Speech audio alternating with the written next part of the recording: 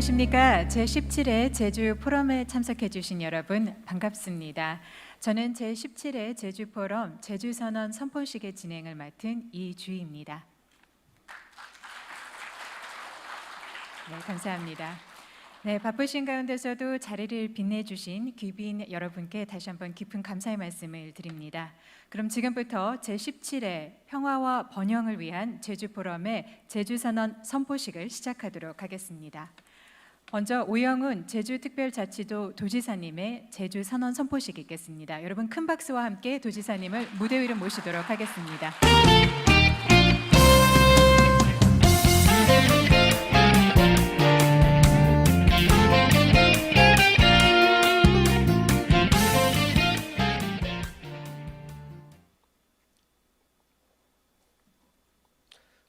네, 여러분 반갑습니다. 제주특별자치도지사 오영훈입니다. 이 자리에 와서 보니 반가운 얼굴들이 많이 보여서 더 기분이 나아집니다. 문창호 주교님, 그리고 우리 사삼평화재단의 고이범 이사장님과 양정훈 전 이사장님, 그리고 우리 사삼평화연구소 이규백 이사장님과 또 하영서 소장님 등 반갑습니다. 그리고 이문교 전 이사장님도 얼굴을 뵙게 되고요. 사삼 유족분들 한 분 한 분께 고마운 말씀드립니다. 안녕하십니까. 평화 번영을 위한 제주포럼 조직위원장을 맡고 있는 저희 특별자치도지사 오영훈입니다. 지난 사흘간 펼쳐진 제주 17회 제주포럼이 이제 대단원의 막을 내리게 됐습니다. 오늘 마지막 자리를 함께 해주신 모든 분들께 고마운 말씀 드립니다. 갈등에서 평화로 공존과 협력이라는 주제로 열린 이번 제주 포럼에는 세계 각국의 집단 지성들이 모여 코로나 감염병과 기후변화, 신냉전 기류 등 인류와 국제 질서를 위협하는 위기를 이겨내고 새로운 지구촌의 평화와 번영의 길을 모색하기 위한 한 단계 진전된 담론의 장이 펼쳐졌습니다. 이번 제주 포럼이 성황리에 끝낼 수 있도록 해주신 국내외 지도자분들과 주요 기관의 참가자분들, 그리고 진심 어린 관심을 보내주신 저희 도민들께 다시 한번 고마운 말씀 드립니다. 올해로 17회를 맞은 이번 제주 포럼은 민선 8기 제주도정이 첫 국내 행사로, 국제 행사로 치러졌습니다. 이에 새로운 미래로의 진전이라는 의미를 더해 오늘 저희 특별자치도의 평화협력 선언과 함께 가고자 하는 이정표를 제시하고자 합니다. 존경하는 국내외 내빈 여러분, 그리고 사랑하는 제주도민 여러분, 저 오영훈은 오늘 이 자리에서 제주 4.3의 세계화를 천명하려고 합니다. 지난 70여 년간 역사적 비극을 딛고 저희 도민들이 한마음 한뜻으로 승화시켜온 화해, 상생, 그리고 평화 인권이라는 정신을 인류의 보편적 가치로 확산시키기 위해 제주 4.3을 세계적으로 인정받을 수 있는 과거사 해결의 모범 사례로 구현하고자 합니다. 이는 제주 4.3의 정의로운 해결로 나아가는 새로운 미래이자 희망이 넘치는 내용이 될 것입니다.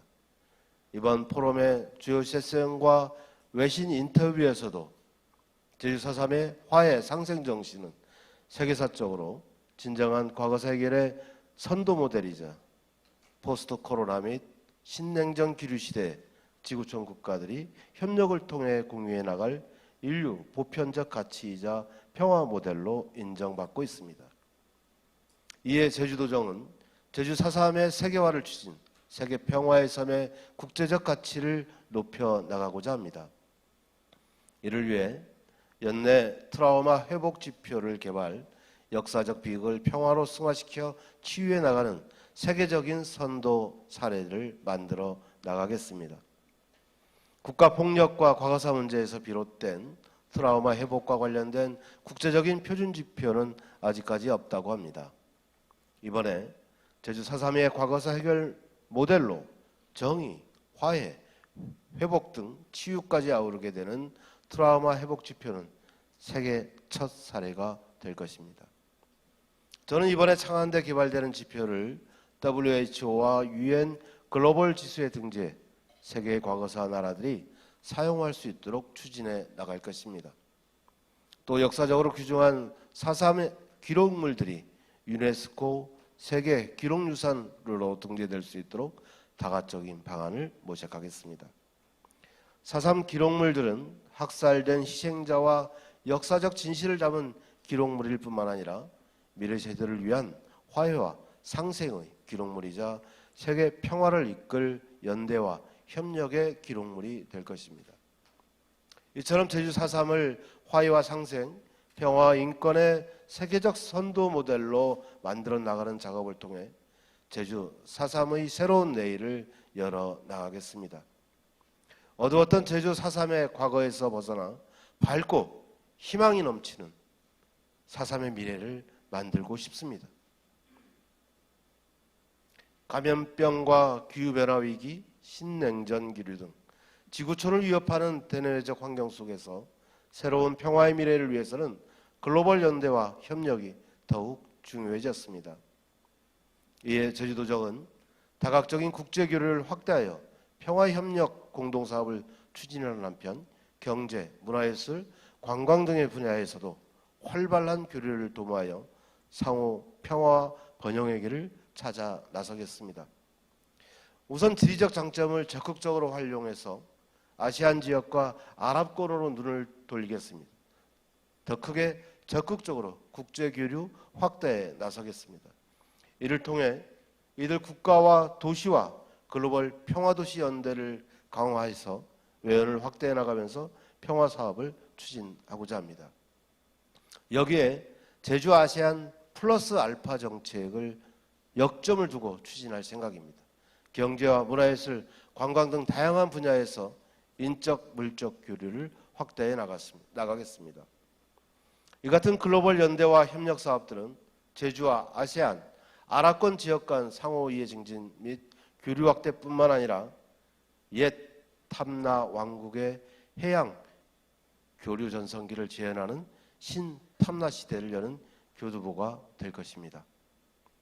존경하는 내외 귀빈 여러분, 이 모든 것이 갈등에서 평화로 가는 길이자 신냉전 기류에서 신협력의 시대로 나아가는 출발점입니다.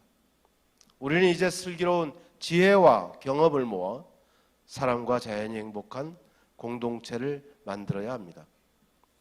생명의 존엄성과 평화, 인권의 정신이 살아있는 그 속에서 인류 모두가 함께 행복할 수 있는 지구촌 생명 공동체를 만들 수 있기를 기대합니다.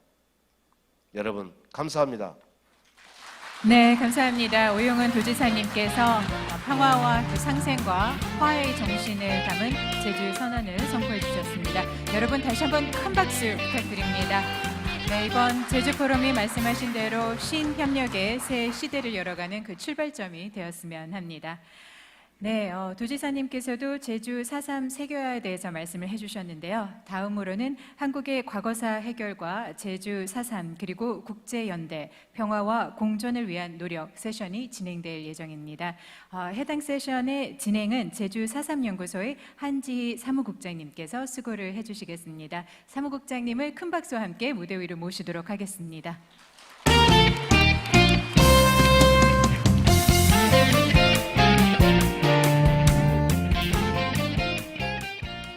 안녕하십니까. 제17회 제주포럼에 참석해 주신 여러분, 지금부터 한국의 해결사 해결과 제주 4.3 그리고 국제연대, 평화와 공존을 위한 노력 세션을 시작하겠습니다. 저는 사회를 맡은 제주 4.3 연구소 사무국장 한지입니다. 반갑습니다. 먼저 식순의 이해 묵념이 있겠으니 모두 자리에서 일어서 주십시오.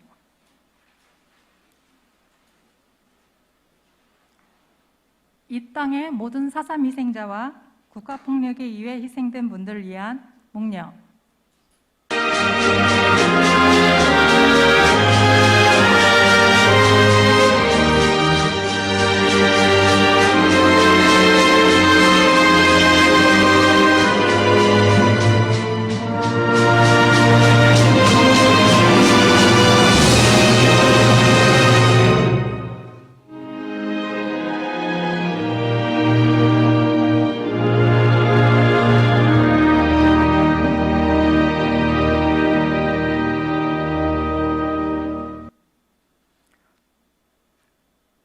모두 자리에 앉아 주십시오.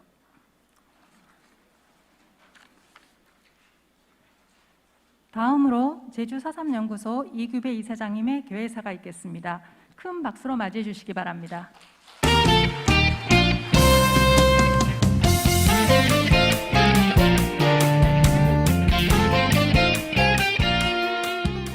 네, 안녕하십니까.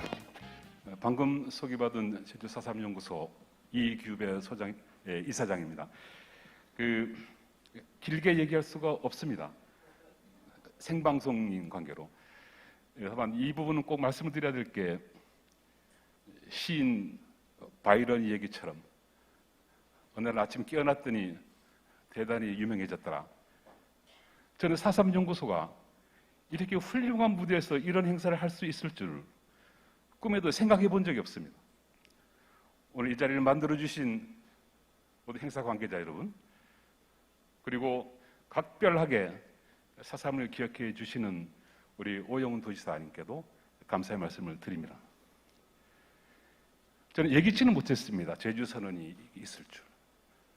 그리고 앞서 우리 같이 했지만 그 선언 안에 4.3이 세계화란 말이 얼마나 자주 등장하는지. 아마 70년 전에 이 땅에서 먼저 돌아가신 많은 저희들 희생자들과 그의 삶의 어두운 부분을 가슴에 안고 살아왔던 이 자리에 함께 하시는 많은 유족 여러분들, 아마 그런 꿈을 같이 꾸고 있을 거라고 생각을 합니다. 70주년 때 대한민국 광화문 그 사거리에 제주 4.3은 이제 대한민국의 역사입니다 라는 큰 플래카드가 걸렸었습니다. 만약 오늘 제주 선언대로 그대로 간다면 이제 제주 4.3은 세계사의 시작입니다 라는 선언을 해도 괜찮겠다 라는 느낌을 가졌습니다. 오늘 우리가 이 자리를 함께 하는 이유는 연구소는 그렇습니다. 70여 년 전에 이 콩알만한 자그마한 섬에 그리고 좁쌀만한 자그마한 봉기자들이 있었다. 그건 그 당시 증언자의 이야기입니다. 콩알만한 섬에 좁쌀만한 사람들이 재앙을 한 이 땅에 왜 그렇게 많은 사람들이 죽어야 했는지, 지금도 유족들께서는 왜 그때 그분들이 그렇게 죽어야 했는지 그 까닭을 묻습니다. 근데 지금도 아무도 대답하는 사람은 없지 않습니까? 우리는 그렇게 생각을 합니다.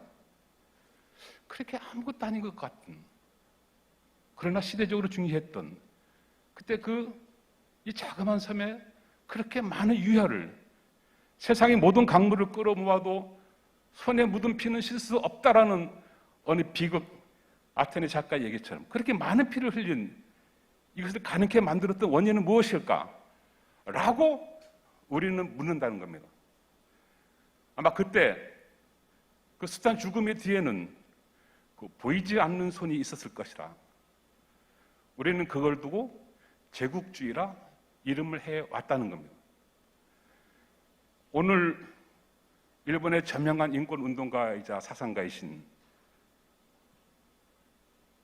선생님을 모시고, 나카노 토시오 선생님을 모시고, 그리고 존 에퍼제시 교수님을 모시고 우리가 그들 일본과 미국의 제국주의가 어떤 길을 걸어갔는지, 혹시 우리가 오늘 그런 발표를 통해서 70년 전에 이 제주에 있었던 그때 그 진실을 알아낼 수 있다면 돌아가신 분들도 조금 해운이 되지 않겠느냐. 내 죽음의 까닭을 밝힐 수 있기 때문에 오늘 이 자리가 여러분 모두 함께 그런 문제를 같이 고민해보고 4.3이 진정한 그 배후에 있는 그 까닭과 배경과 그 진실을 조금 더 이해할 수 있는 시간이 된다면 참으로 다행이겠다. 그렇게 생각하며 이 시간이 끝날 때까지 끝까지 함께 해주시기를 기대합니다. 여러분 고맙습니다.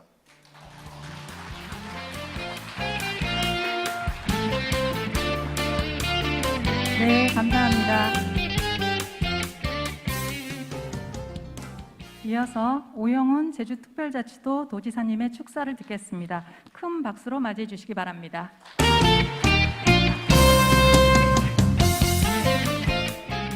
네, 자주 나와서 죄송합니다.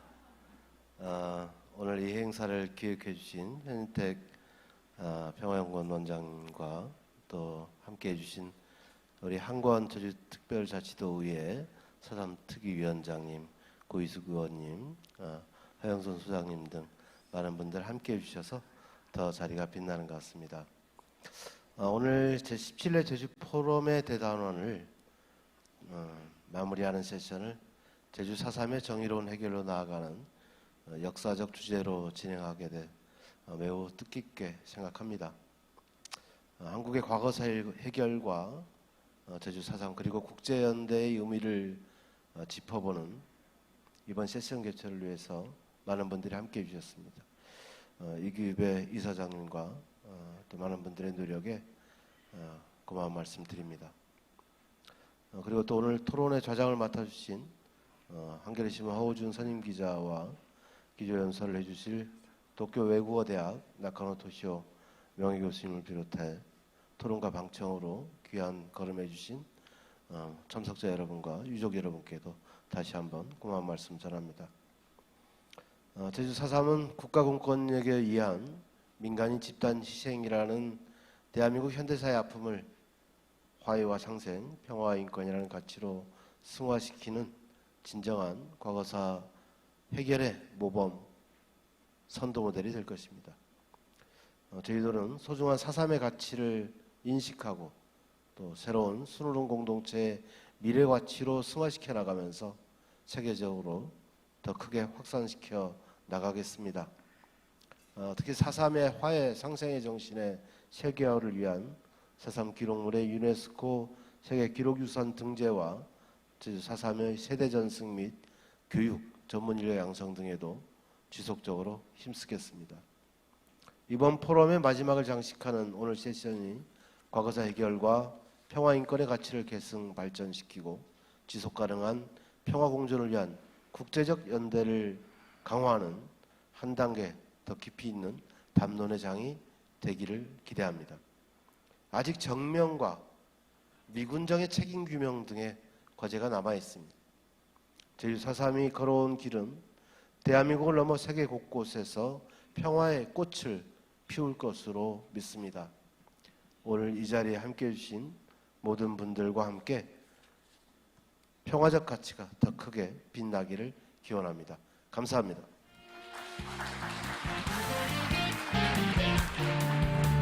네, 좋은 말씀 감사합니다. 이어서 나카노 교수님을 모시고 동아시아사소 제주 4.3 항쟁을 주제로 기조 강연을 듣겠습니다.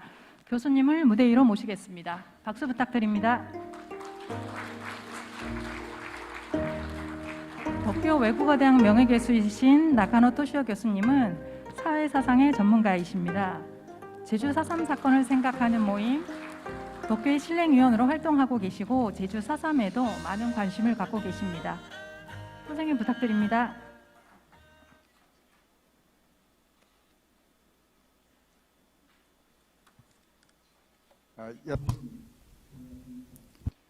나카노 토시오라고 합니다. 도쿄에서 왔습니다. 이 자리에서 함께하게 되어 기쁩니다. 오늘은 동아시아사 속의 제주 4.3 항쟁이라는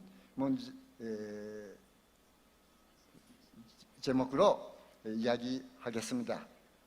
죄송합니다만 오늘의 강연은 일본어로 하겠습니다. 잘 부탁드리겠습니다.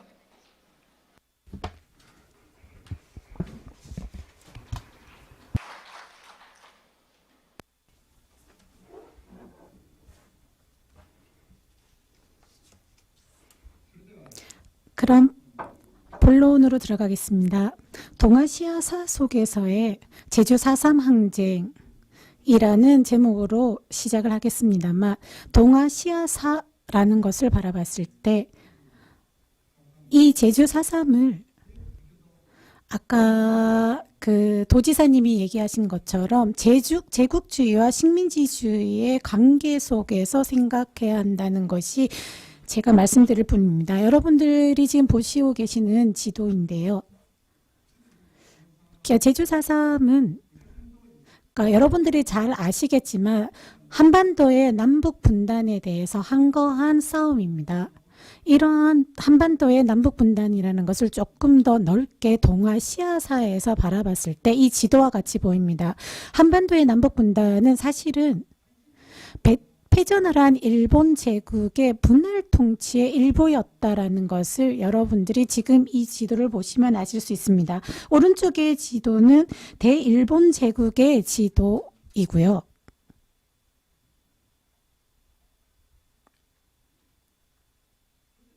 그러니까 한반도의 분단은 즉 연합군에 의한 그러니까 패전국 일본을 어떻게 분할 점령할 것인가의 그 일부이고 동아시아 역사 속에서 4.3을 생각해야 한다는 것이죠. 거기서 지금 여러분들에게 보여드린 이 만화인데요. 이걸 좀 봐주셨으면 좋겠습니다. 이것은 그러니까 제국주의의 쟁탈이라는 부분에서 식민지의 지배를 생각할 때 사실은 러일 전쟁에서부터 그걸 생각해야 된다는 것이죠. 이거는 그 러일 전쟁 당시 일본에 거주하고 있던 비고라는 그러니까 프랑스인 화가가 러시아 전쟁, 그러니까 러일 전쟁을 풍자 만화로 프랑스 유럽의 신문에 투고한 만화입니다. 이쪽에 그러니까 왼쪽에 보시면 그러니까 러시아 사람이 지금 밤을 삶고 있습니다. 그리고 이 밤을 뺏으려고 하는 게 일본인으로 보이는 맨 중앙에 있는 그 소년이 이걸 좀 뺏으려고 하고 있는데요. 여기서 여러분들이 주목해 주셨으면 하는 게 그 뒷사에 서 있는 두 사람의 신사입니다. 이들은 영국인과 미국인이 그 일본인 소년 뒤에 서 있는데 이건 즉 일본이 러시아에 도전하려고 하는 싸우려고 하는 행동을 뒤에서 그걸 사주하고 있는 듯 결국 그 당시에 러일 전쟁에 대해서 세계적으로 이렇게 바라보고 있었다라는 걸 알 수 있는 그림입니다.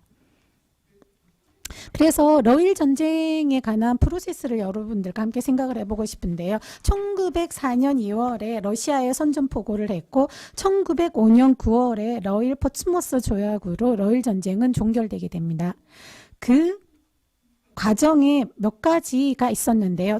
먼저 1905년 7월 미국과 일본이 협정을 맺게 됩니다. 지금 위에 있는 사진이 카스라 타로 일본 총리이고요. 그리고 밑에가 테프트 미 특사의 사진인데 이 두 사람이 결국 협정을 맺게 되는데 일본에는 한국의 통치를 승인을 하고 미국에는 필리핀 통치를 승인하는 이런 상호 승인이 이 카스라 테프트 협정에서 맺어지게 되는 것이죠. 그리고 1905년 8월에 그러니까 영일 동맹이 그전에도 이미 맺어져 있으면 그게 1905년 8월에 개정되게 됩니다. 이 개정에 대해서 어떻게 바뀌게 되냐면요. 일본에는 한국의 통치를 인정을 하고 영국에는 인도의 통치를 인정하게 되는 이 또한 상호 승인이 이 개정에 의해서 이루어지게 됩니다. 이게 뭘 말하느냐 하면요. 즉 한반도에 그러니까 한국의 식민지화라는 것이 이게 단독으로 볼 것이 아니라 조선, 한국, 즉 한국과 필리핀, 인도의 식민지화라는 것은 일본과 미국과 영국이 제국주의로서 공범관계 하에 이루어졌다는 것입니다. 이러한 전체적인 전개 속에서 식민지 지배, 식민지주의라는 것이 어떻게 진행되었는가를 생각해야 된다는 것입니다. 지금 여러분들께서 보시는 이 사진, 그러니까 그림 세 개는 그러니까 미국과 영국과의 그 제국주의의 관계들은 일본의 남진과 그리고 조선의 식민지화 그리고 남쪽으로 점점 영토를 그러니까 전쟁을 확대해가는 식민지를 확대해가는 가운데서 충돌하게 되는데요. 지금 이 세 가지 지도 그림은 일본의 남진을 보여주는 그림입니다. 첫 번째 그림은 남양 군도를 위임 통치를 하고 그리고 만주국을 괴뢰국가로 일본이 수립하게 되죠. 그리고 40년대에 되면은 그러니까 영국령이었던 말레이 그리고 네덜란드령이었던 인도네시아를 그러니까 그 자원을 확보하기 위해서 영토화해가고 그리고 더 나아가 영국령이었던 버마를 독립시키면서 버마에서의 패권을 차지기 하려고 했던 게 그 당시에 일본 그리고 관여를 하게 되는데요. 식민지주의 그리고 제국주의가 남진하게 되는 겁니다. 결국 이러한 대일본 제국의 이 구도들이 전쟁으로 치닫게 됩니다. 근데 여기서 제가 주목하고 싶은 것은 일본의 남진입니다. 일본의 남진은 단순히 그러니까 패권을 넓혀가는 것이 아니라 일본의 사회 경제 구조를 크게 바꿨다라는 점입니다.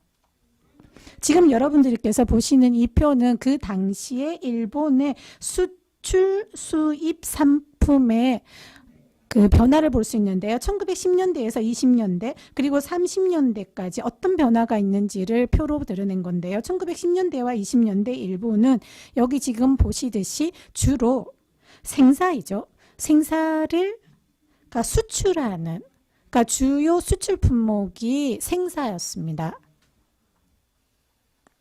그것이 1930년대에 되면 어떻게 변하나요? 이 수출의 생사가 1위였던 게 면직물이 1위로 올라서게 됩니다. 즉, 그러니까 생사라는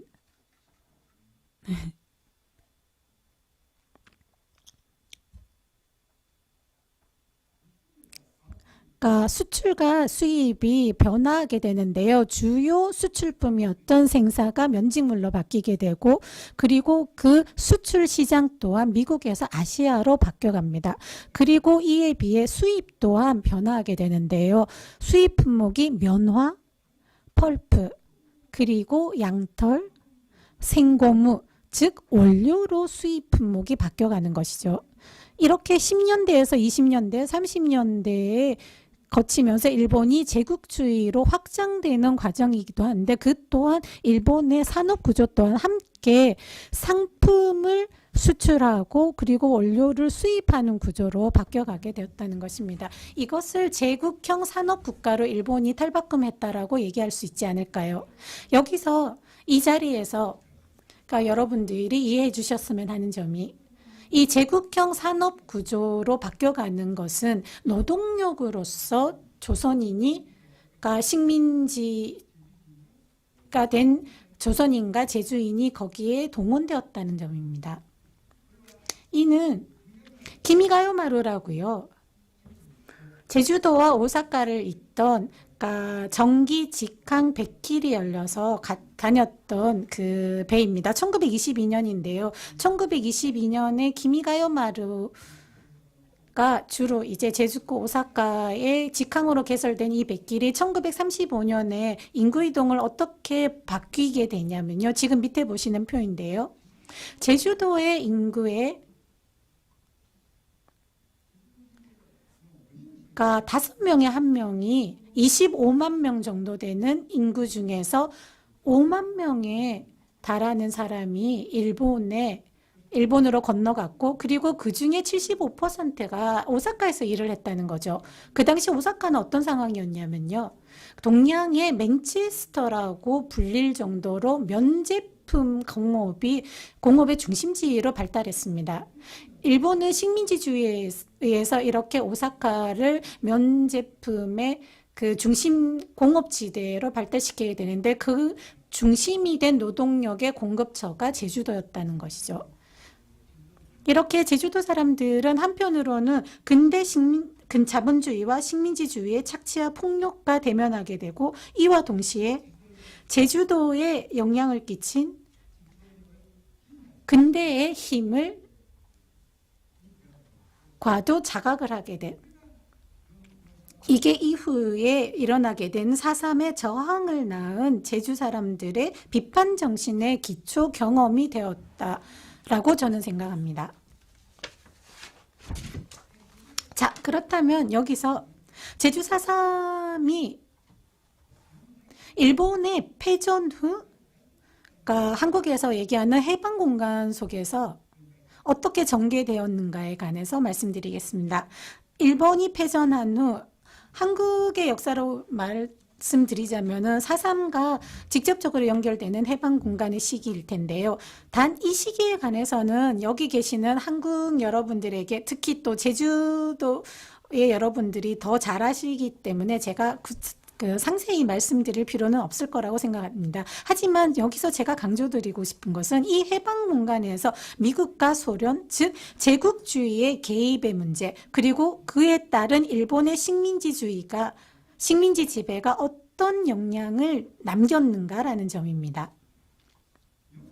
그러니까 일본이 패전한 후에 한국은 그러니까 식민지로부터 해방된 다음에 바로 자주 독립국가 건설로 나아가게 되는데요. 요운령을 중심으로 한 움직임이 이미 8월 16일에 바로 건국준비위원회를 조직하게 됩니다. 게다가 8월 말 145개의 지부를 조직하고 그리고 치안유지 조직까지도 만들었던 것이죠. 이 치안유지 조직까지 만들게 된 것인데요.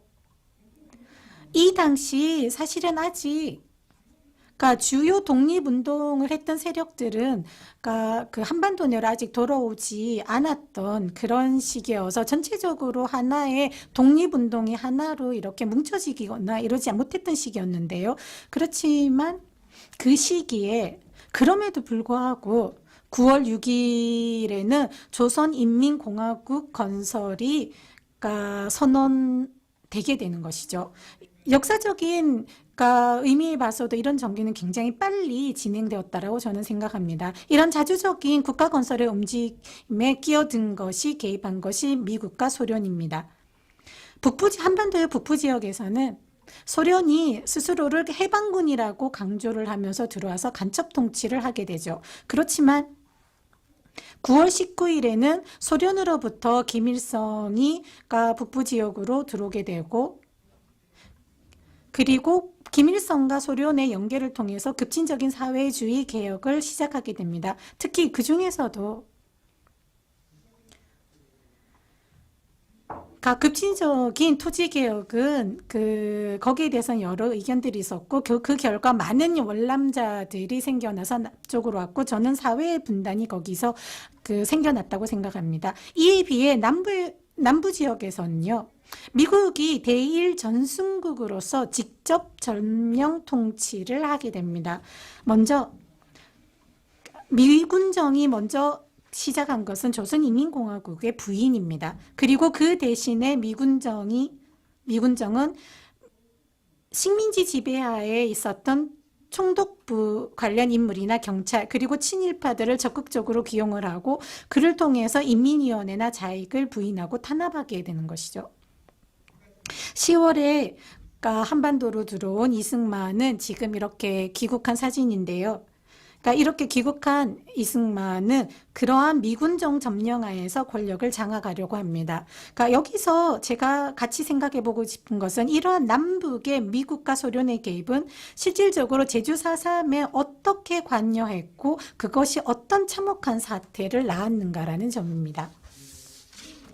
1946년 에는 남조선 국방경비대가 발족이 되고 여기에는 구일본군 그리고 만주국 출신 장교들 중심으로 경비대가 구성이 되는데요. 이렇게 미군정의 지배에 대해서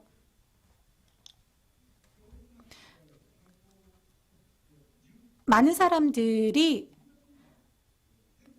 저항을 하게 되고 46년 10월 대구에서 민중항쟁이 일어나게 되고요. 그 당시에 남한답게 230만 명이 피해를 입었다라고 그렇게 얘기를 하는데 이렇게 군정에 대한 불만을 표시하는 민정이 돼서 군경이 탄압을 하고 이렇게 좌우 대립이 격화되면서 남반부 또한 사회 분단이 일어났던 것이죠. 그리고 1947년 3월에 미국의 트루만 대통령이 트루만 독트린이라는 것을 발표를 하면서 반공이라는 것을 더 강하게 지향하는 미군정의 정치가 이루어지고 미소 합의가 이루어지지 않게 되는 것이죠. 그런 가운데 48년에 남한 단독 선거가 이뤄지게 되는데 거기에 대해서 반대해서 제주 4.3 항쟁이 일어나게 됩니다. 여기에 결국은 잔악한 탄압이 이루어지게 되는데 이러한 잔악한 탄압이라는 것은 세계의 힘에 의해서 이루어졌다는 것이죠. 일본이 남긴 식민지 친일파에 의한 것 그리고 미국의 반공주의 그리고 방공 우익 단체들의 폭력. 이렇게 청산되지 않은 식민지주의가 거기 있고, 그리고 반공주의한 폭력이 거기에 더해져서 잔악한 탄압, 학살이 이루어졌다라고 생각할 수 있습니다. 이렇게 그러니까 식민지주의와 그 반공주의의 폭력이 서로 합쳐져서 이러한 학살이 이루어졌다고 볼 수 있는데요. 자, 이게 실질적으로 전후 동아시아에 어떻게 전개되었을까요? 한국전쟁, 그러니까 일본이 패전한 후에 일어난 한국전쟁이 일본에서는 특수가 되었고 일본의 전후 부흥에 기여했다라는 것은 잘 알려진 사실입니다. 하지만 제가 여기서 또 하나 잘 알려지지 않은 배상 특수에 관해서 말씀드리고 싶습니다. 일본의 배상은 샌프란시스코 강화조약에 의해서 정해지는데요. 여기에는 미국과 영국이 주도해서 일본에 유리한 배상에 관한 약정이 정해지게 됩니다. 그 중에 하나는 식민지 지배와 관련된 배상은 거의 거론되지 않았다는 점입니다. 이에 의해서 결국은 일본군 위안부 문제나 강제징용 문제가 미청산 과제로 남게 된 것이죠. 그리고 또 하나의 여러분에게 말씀드려야 될 것은 배상은 일본인의 영무, 즉 돈이 아닌 생산품으로 지불되었다는 점입니다. 이 생산품에 의해서 지불되는 배상이라는 것이 일본의 산업업계에 있어서는 이건 새로운 특수로 기여를 했다는 점입니다. 이 시기에 구식민지 지배를 당하던 지역은 차례차례로 독립국가를 건설하게 되면서 영국, 프랑스, 네덜란드 세력은 후퇴를 하게 됩니다. 자, 그렇다면 전후 일본은 이 지역에 어떻게 관여를 했을까요? 이게 지금 여러분들이 보시는 게 일본이 각 나라들과 배상 체결을 어떻게 했고 배상을 어떻게 했는가를 보여주는 표입니다. 이게 대체적으로 보면 여러분 제일 밑에 보면은 지금 현재 그 국가 예산으로 봤을 때 100배에 이르는 금액입니다. 이거를 그 당시 일본 관료, 일본 정부가 어떻게 이해를 하는가를 단적으로 보여주는 게 당시 통산성의 배상을 담당하는 담당자의 그 발언에서 알 수 있는데요. 붉은 글씨를 좀 봐주셨으면 좋겠는데요. 그 당시 동남아시아 신흥국들은 경제협력의 관점에서 봤을 때 가장 매력 넘치는 처녀지다. 하지만 여기에 들어갔을 때 가장 안전하게 배상이란 대의명분으로 거기 진출할 수 있지 않겠는가라는 그런 발언을 한 것입니다. 이게 결국 그 이후에 경제 개발 원조인 ODA로 연결되게 되는 것입니다. 게다가 이 전후 배상은 어떤 그 당시 정부의 배상이 이루어졌는가를 볼 수 있는데요. 50년대에서부터 70년대까지 주로 친미 군사 독재 장기 정권이었습니다.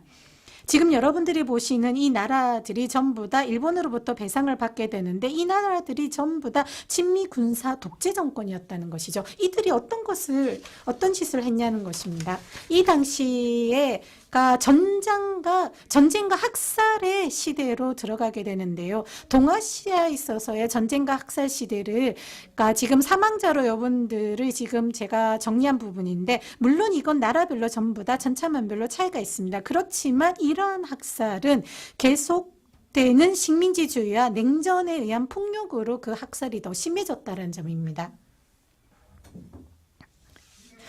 그리고 지금 여러분들이 보시는 표가 제2차 세계대전은 무력 분쟁으로 인해 사망한 그 사망자 수인데요. 이 오렌지색의 표가 전부 다 아시아 지역에서의 사망자 수입니다. 50년대부터 70년대까지 이렇게 많은 사람들이 아시아에서 사망했다는 거죠. 그렇게 봤을 때 제주 4.3은 아시아에서의 이 방대한 사륙의 서막이었다라고 봐야 하지 않을까라고 생각합니다. 그 속에서 한 가지 제가 인도네시아의 대학살에 관해서만 말씀을 드리고 싶은데요. 1965년에 군사 쿠데타로 있었고 거기에 대한 폭력으로 대학살이 일어나게 되는데 거기서 200만 명 이상의 희생자가 생겼다라고 얘기하는데 자 그렇다면 그 당시 일본은 어떻게 이 정부에 관여했는가를 그때 일본은 그 당시 정부의 대규모 자본 진출을 했었다는 거죠. 이게 지금 여러분들이 오른쪽 상단에 보는 것처럼 2012년에 영화로 만들어지고 그게 책으로 연구로 나오고 NHK에서 보도를 하게 되는데, 인도네시아에서도 제주도처럼 50년이 지나서요 겨우 사람들이 거기에 대해서 얘기를 할 수 있게 되었다는 겁니다. 이렇게 아시아에 있어서의 학살과 전쟁의 역사를 그 서막에 제주 4.3이 있었다라는 것을 저희가 생각해야 된다라는 부분을 제가 말씀을 드리면서 마지막에 그 말씀을 좀 드리도록 하겠습니다. 사실 동아시아에서는 많은 전쟁과 내전과 학살의 피해가 있었습니다. 그 가운데에서 이런 피해를 지금 제주도에서는 그거를 새롭게 밝혀내고 구제하고 치유하는 방향으로 나아가고 있고, 그건 세계적인 선구자 역할이라고 저는 생각을 합니다. 자, 그렇게 생각했을 때 지난 20세기는 전쟁과 폭력의 시대이긴 했지만 21세기는 그러한 20세기를 넘어서 평화와 공존의 시대로 향해야 되는 전환기로 저희가 만들어야 할 것입니다. 그렇게 했을 때 이 전쟁과 학살의 20세기를 넘어서는 길을 제대로 걷고 있는 제주도에서 이렇게 개최되는 이 포럼은 그를 위한 중요한 계기가 되지 않을까. 그 세계 평화와 공존을 위해서 우리는 힘을 합쳐서 실현해 나가야 할 것이라고 생각합니다. 감사합니다. 일본에서 오셨습니다. 나카노 선생님께 다시 한번 큰 박수 부탁드립니다. 고맙습니다.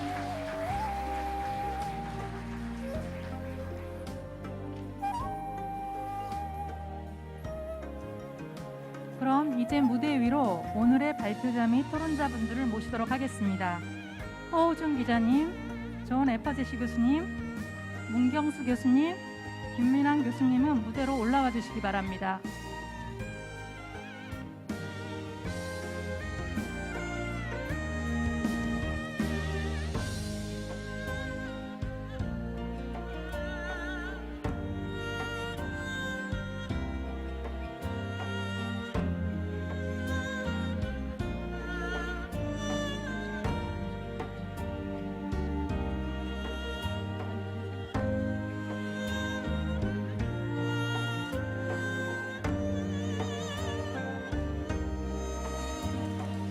정치학 박사로 현재 4.3연구소 이사이신 한겨레신문 허우준 선임 기자님께서 자장을 맡아주셨습니다.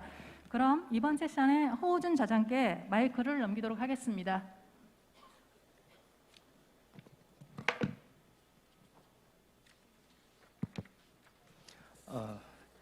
안녕하십니까. 제주 4.3연구소가 주관하는 4.3 세션 좌장을 맡은 한겨레신문 허호준 기자입니다.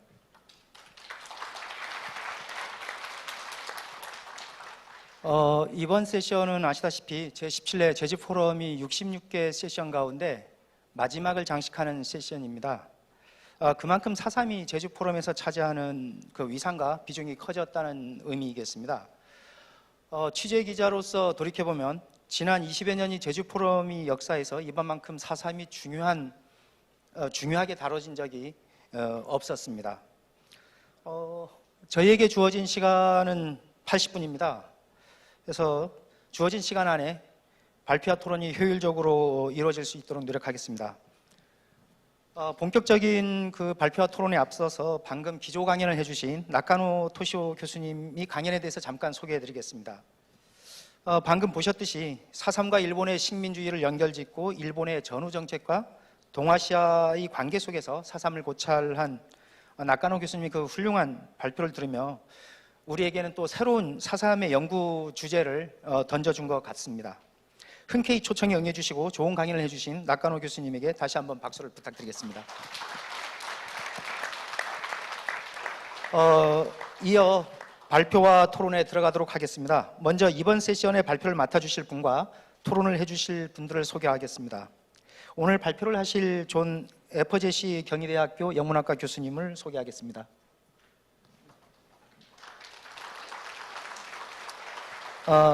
우리 에퍼제시 교수님은 탈식민지 미국 문학과 생태 비평 그리고 미국 제국주의를 연구하고 있습니다. 2019년에 그 다랑시굴과 큰 넙개를 통해서 4.3의 의미를 고찰하는 그 논문을 쓴 적이 있는데요. 지속적으로 미국의 학자들에게 4.3에 관심을 가지고 미국 내 대학에서 가르칠 것을 촉구하고 있습니다. 이번 발표를 위해서 일부러 제주도에서 며칠 머무르면서 큰 넙대를 답사하고 4.3 경험자들을 만나기도 했습니다. 다음은 토론을 맡아주실 문경수 일본 리츠메이칸 대학 명예교수님을 소개하겠습니다. 아시는 분은 아시겠지만 제주도 출신 제일동포 2세십니다. 리츠메이칸 대학 코리아 연구센터장을 역임하시고 오래도록 4.3 문제를 연구해 오고 계십니다. 그 다음으로는 우리 김민환 한신대 교수님을 소개하도록 하겠습니다. 김 교수님은 오키나와 전쟁과 대만 2.28 사건 그리고 4.3의 사례를 중심으로 해서 동아시아의 평화공원 형성 과정에 대해서 비교 연구를 하셨습니다. 국가폭력이나 냉전 문제에 많은 관심을 갖고 계십니다. 소개는 이 정도로 하겠습니다. 그러면 먼저 에퍼제시 교수님의 발표를 듣도록 하겠습니다.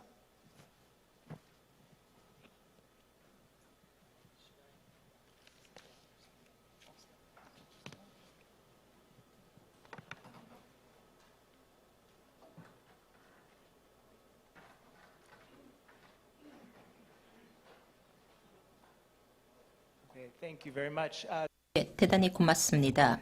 제가 제주 포럼에 참석은 이번이 처음인데 향후에도 자주 올 수 있기를 기대합니다.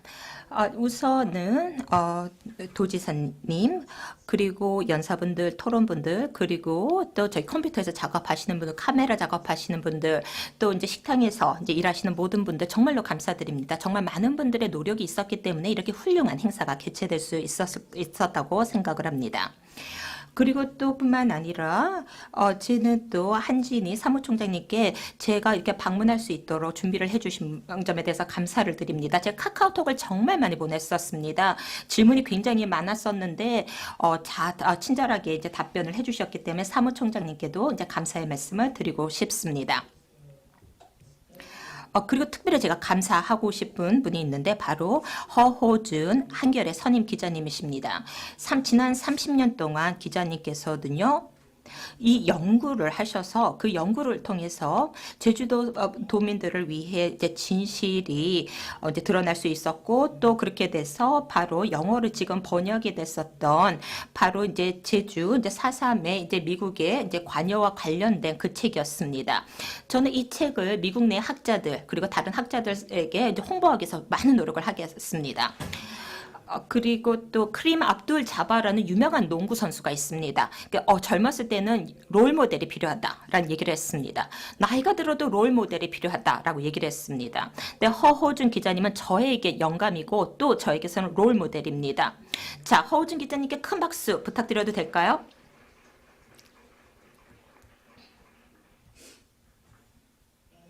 그리고 마지막으로 학생분들 그리고 또 활동가 또 언론인들에게 감사의 말씀을 드리고 싶습니다. 저 같은 사람이 또 우리 여기 있는 모든 사람들이 이 제주 4.3에 대해서 공개적으로 이야기할 수 있도록 도움을 주셨기 때문에 그렇습니다. 당연하게 받아들여서는 안 된다고 생각합니다. 그분들의 노력 그리고 또한 이 4.3 그 재단이 설립이 될 수 있었던 부분 그리고 또 제가 이제 이 4.3에 대해서 이렇게 조금이라도 기여를 할 수 있는 그 기회를 갖게 되어서 매우 기쁘게 생각합니다. 저는 물론 이 4.3에 대한 전문가는 아닙니다. 그런데 제가 이 역사에 대해서 읽으면 읽을수록 제가 모른다라는 것을 깨닫고 있습니다. 그래서 제가 오늘 발표를 통해서 저는 이 역사가 어떻게 미국의 제국주의 역사와 연결되는지 살펴볼 것이고 이 연결은 한국학 이외의 분야에서 이제 막 학자들이 이제 탐구하기 시작한 주제가 되겠습니다. 4.3은요, 사실 냉전의 역사에서 많이 부재갑니다. 사실 제주에 대해서 위키피디아에서는 사실 냉전과 관련된 그 부분을 찾아보면 전혀 나와 있질 않습니다. 저는 이 부분은 반드시 이제 고쳐져야 된다고 생각하고 제가 서울에 돌아가서도 이를 위해서 위키피디아에서 반드시 냉전이라는 부분에서 제주가 다뤄질 수 있도록 하겠습니다. 그리고 이 4.3의 부재, 그러니까 4.3이 이제 못 다루어지고 있는 것이죠. 이건 폭력의 한 형태입니다. 망각의 폭력입니다. 이 4.3 항쟁 및 학살 75주기가 지금 다가오고 있는데 전 세계의 학자와 예술가, 활동가, 학생 그리고 이제 뜰 있는 시민들이 4.3의 역사를 배우고 그리고 또 평화와 정의를 위한 이들의 투쟁과 또 이와 관련된 내용이 있는지 살펴볼 수 있도록 하기를 희망합니다. 그래서 이런 4.3의 그 세계화, 아까 지사님께서 이제 세계화, 이제 영어로는 글로벌라이제이션이라고 말씀하셨는데 저는 월딩이라는 표현을 썼는데 저도 세계화로 바꾸도록 하겠습니다. 자, 세계화라는 것은 지역의 공동체들이 힘을 합쳐서 초국가적인 형태의 연대와 협력을 창출하는 과정으로 이해할 수 있고요. 그리고 또 이러한 연대와 협력은 미국, 중국, 러시아가 지구촌을 신냉전 속으로 휩쓸어 넣는 지금 이 상황에서 지금 매우 시급한 일이라고 생각할 수가 있습니다. 사실 신냉전이라는 단어만 들어도 좀 무섭습니다. 과거의 냉전도 완전히 끝나지는 않았다고 저는 생각을 합니다. 그래서 저희가 과거에 있던 이 냉전 먼저 없애고 그리고 잠시 쉬었다가 신냉전을 시작하면 어떨까 싶습니다. 제일 좋은 거는 아예 냉전이 없는 거겠죠. 예, 제주도민들은요. 냉전이 어떤 모습이었고 어떤 느낌이었는지 잘 알고 있습니다. 그렇게 이제 그분들의 이야기는 경청이 될 필요가 있는 것입니다. 자, 여러분들께 강숙자 할머님의 말씀을 좀 전달해 드리고자 합니다. 1938년으로 제주의 봉계리에서 이제 태어나셨습니다. 이 4.3의 이야기를 바로 이제 4.3 그려서 그 살아낸 날들의 기록이라는 책에서 말씀하고 있습니다. 바로 이 4.3 그 제주 연구소가 발간을 한 것이고요. 그리고 또 제가 알기로는 최근에 영문으로 번역이 됐습니다. 이 책은 저를 바꿔놨습니다. 저는 사실 4.3에 대해서 역사를 많이 읽었습니다. 숫자도 많이 봤고 통계도 봤고 날짜들도 봤습니다. 굉장히 추상적입니다. 그런 수치들만 봐서는. 그런데 제가 이 책을 읽었을 때 그리고 그 이야기를 제가 직접 제 눈으로 봤을 때 많이 울었습니다. 화가 났습니다. 저는 왜 허우준 기자님께서 이렇게 열심히 이 문제를 위해서 일을 했는지 이해가 됐습니다. 왜냐하면 그 살아있는 사람들의 증언을 들으면 마음이 바뀌기 때문에 그렇습니다. 이 강력한 할머니들의 이야기를 들을 필요가 있다고 생각을 합니다. 이 할머니들은 어렸을 때 미군 점령 시기에 있었던 냉전의 최초의 큰 충돌 속에서 고초를 겪었습니다. 강 할머니께서는 이렇게 말씀을 하십니다. 4.3 생각만 해도 피가 끓어 징해라고 얘기를 합니다. 식구도 죽었다. 우리 식구가 그때. 그리고 또 사촌도 그렇게 고았는데 죽었고 너무 화가 나. 어떻게 이렇게 무고한 사람들이 이렇게 죽을 수 있을까? 징글징글하지. 이렇게 말씀을 하십니다. 예, 강 할머니하고 저는요. 공통점이 별로 없습니다. 그러나 강 할머니와 마찬가지로 저도 4.3을 생각하면 정말 피가 끓어오릅니다. 저는 이 아버지가 눈앞에서 잡혀가서 고문당한 뒤 실종되고 짐은 불에 타서 잿더미가 되고 그리고 마을 주민들은 야만적으로 창에 찔려 죽거나 불에 타 죽고 그리고 동생들은 굶어 죽었다는 이런 어린 소녀들의 이야기를 들으면 저는 정말 가슴이 찢어집니다. 저는 이번 여름에 홍 할머니란 분을 이제 만났고 그리고 저한테 그 사셨던 마을을 보여주셨습니다. 할머니께서는요. 그리고 이 마을에서 4.3 이전에 어떤 삶이었는지도 이야기해 줬습니다. 예, 친구들하고 새각시 게임에 경기했던 거, 뭐 이러한 이제 게임을 하면서 그리고 뭐 화살도 쏘고 어렸을 때 이런 놀이를 하는 이야기를 해주셨습니다. 그 얘기를 들으면 정말 너무나 아름다웠습니다. 너무 정말 아름다운 그런 시골의 풍경이 저절로 이제 떠오르는 그런 이야기들이었습니다. 그런데 3명의 동생들이 마을이 불타고 난 다음에 굶어 죽었다고 합니다. 그리고 그 다음에 가족은 이제 동굴에서 살았다고 합니다. 지금 사진에 보시면은 50일간 살았던 동굴의 모습이 되겠습니다. 제가 이분들의 이야기를 들으면 정말 가슴이 찢어진다는 말이 맞는 것 같습니다. 제가 강할머니의 그 중요한 질문, 어떻게 이렇게 무고한 사람들이 이렇게 죽을 수 있느냐 하는 그런 질문에 대한 답을 해야 되는데 그러니까 이때 일어났던 47년에서 이제 54년까지 제주도에서 일어나는 엄청난 겁니다. 2만 5천 명에서 3만 명의 제주도민, 당시 제주도 인구 10분의 1이 희생이 됐습니다. 희생자 3분의 1은 노약자와 여성, 아동이었습니다. 그리고 이 중산간에 있던 마을의 95%가 불에 탔습니다. 그리고 8만 명에서 9만 명의 이 산간 마을에 살던 사람들이 강제 소개가 됐습니다. 다른 곳으로 억지로 이사를 해야 됐다는 것이죠. 3,993명이 행방불명이 됐습니다.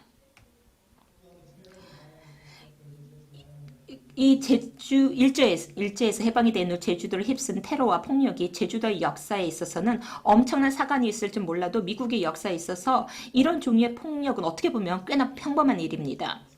17세기 흩어져 있던 유럽 식민지에서 미국이 출현해서 북미 대륙 및 태평양 전역을 넘어서 확장하고 전 지구적인 이제 제국을 이제 건설해감에 따라서 사실 미국 사람들은 대량 학살들을 했습니다. 아메리카 원주민들, 필리핀인, 일본인, 한국인, 베트남 사람들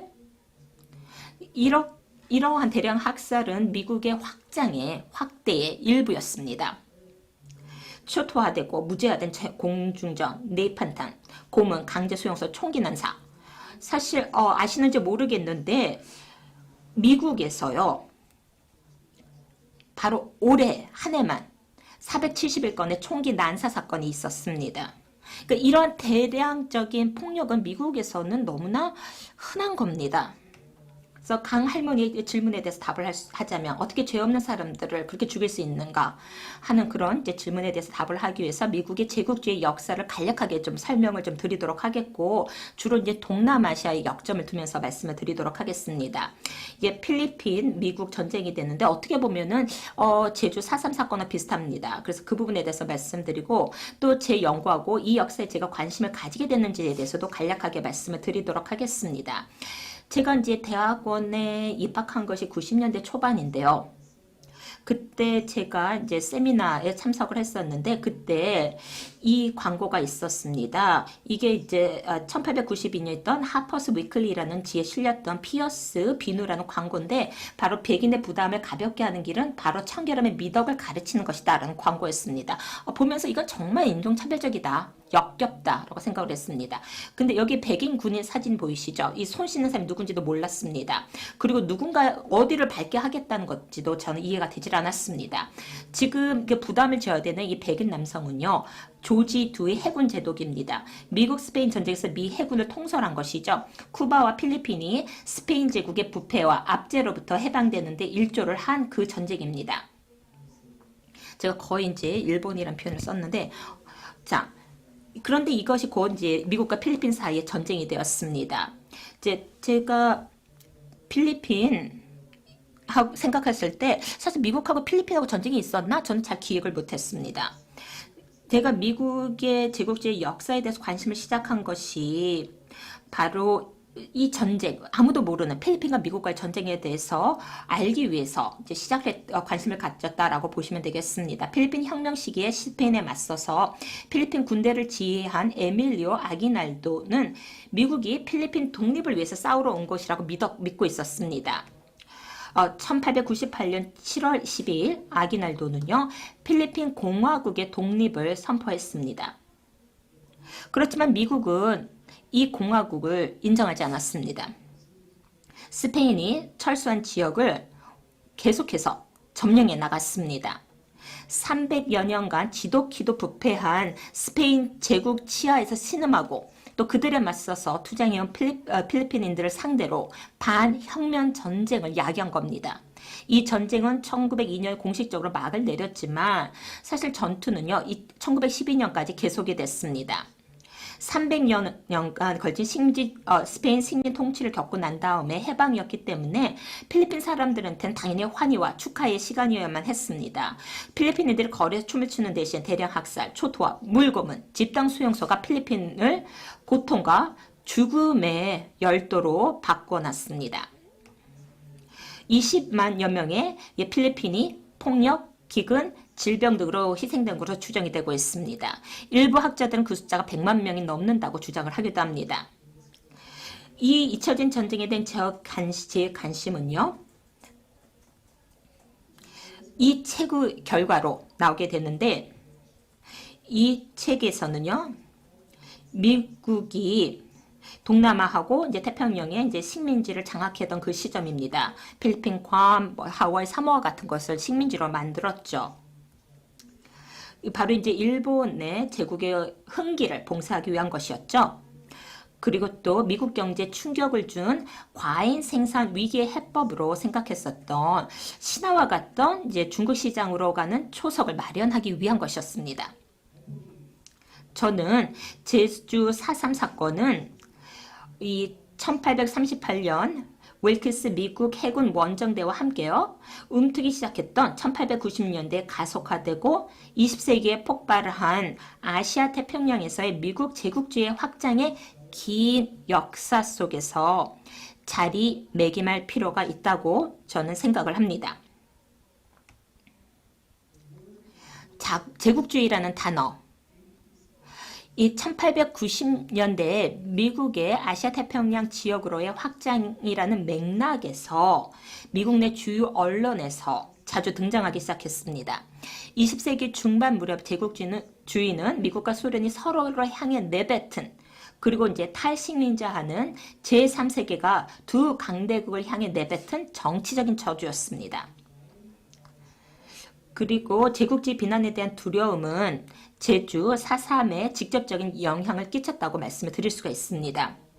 허호준 기자께서 훌륭하신 책이죠. 이렇게 말씀을 하셨습니다.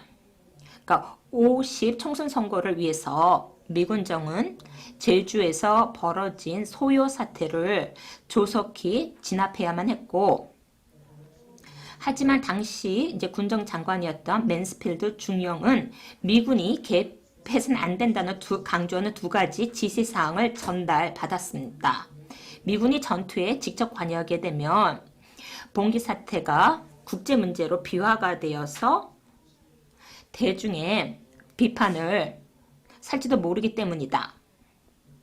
그에 따라서 미군은 전투 활동 현장에 나타나지 않도록 지시받았다라고 그분의 훌륭한 저서에서 다 지적하고 있습니다. 저자는 그리스 내전에서 마찬가지로 제주에서의 미국의 개입은 제국주의로 규탄받지 않게끔 신중하게 조율되었다고 지적합니다. 하지 장군의 명령에 따라서 미군은 활동 현장에 나타나지 않았다라고 책에서 얘기하고 있습니다. 또 책에서는 이렇게 얘기합니다. 대신 그들은 모든 작전 계획을 조직하고 수행하는 데 있어서 국방경비대라는 수단을 이용해 보이지 않는 손의 역할을 했다라고 얘기하고 있습니다. 미국 제국주의 역사 속에 등장하는 이제 다른 학살들, 그 운댓니 1890년도죠. 모로족 대령 학살 1906년이죠. 노근니 이건 1950년도고요. 미라이 1968년, 하디타 대량 학살 2005년도. 그러니까 이런 학살들과는 다르게 제주에서 미군의 보이지 않는 손은 사실 방아쇠를 당기진 않았습니다. 반면에 한국인들의 손에 위력적인 자동 소총을 쥐어주었고요. 그리고 한라산의 피스처를 찾아서 무정대를 쓸어버리기 위해 정찰기를 띄웠습니다.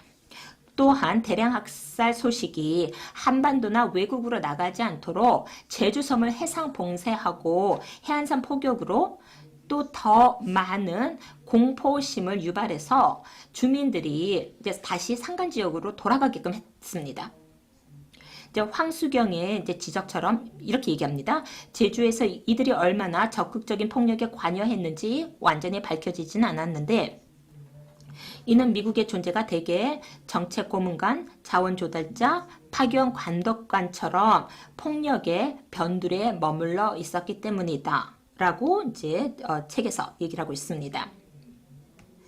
이 50 선거에 둘러싼 보이지 않는 손, 그리고 이 충돌 국면은 1940년대 중반 워싱턴에서 대두하기 시작한 새로운 외교 정책 체제 맥락에서 이해할 필요가 있습니다. 1940년 6월 제2차 세계대전이 끝나고 서구 유럽 재건을 돕기 위한 계획이 발표가 됐습니다. 바로 마샬 계획이죠. 이 마셜 계획은 이 대서양 국가들에게 120억 달러를 원조해 주는 것인데 이 계획은요 미국의 한국에 대한 정책에도 직접적인 영향을 끼쳤습니다. 막대한 지원이 유럽을 향하면서 한국 내 자원 유지 비용이 순식간에 치솟아 버립니다. 군사 점령에 대한 민중 저항이 격화가 됐습니다. 이게 이제 1940년 이제 10월 항쟁의 결과에서도 나타내는데, 그래서 미국은 한반도에서 빠져나올 수 있는 방법을 모색해야만 했습니다. 그것도 신속하고 우아하게. 그 존 메릴이 1980년 그 저술에서 이제 얘기한 것처럼 이렇게 신속하고 우아하게 이제 미국은 이제 빠져나올 수 있는 방법을 필요했던 것이죠. 이러한 출구 전략은 부분적으로 1940년 6월 등장한 또 다른 주요 외교 정책 이니셔티브인 트루만 독트린에 입각해서 짜여졌습니다. 이 독트린은 궁극적으로 미국의 전 지구적인 외교 정책이라는 것이 전 세계 반공 정권, 얼마나 비민주적인지 여부에 관계없이를 지원하고, 그리고 소련에 맞서서 하나의 전 지구적인 군사동맹을 창설하기 위한 것이다 라고 이제 학자들은 얘기를 하고 있습니다.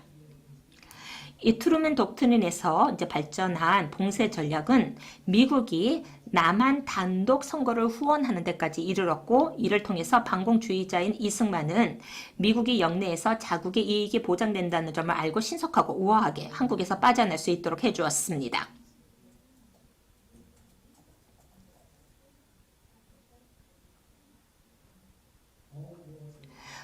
모든 전쟁은 두 번 치러진다라고 퓰리처상 수상자인 비에탕 웅우이에는 얘기를 하고 있습니다. 첫 번째는 전쟁터에서, 두 번째는 기억 속에서 싸운다라는 것입니다. 굉장히 훌륭한 책인데 한국어로도 번역이 된 걸로 알고 있습니다.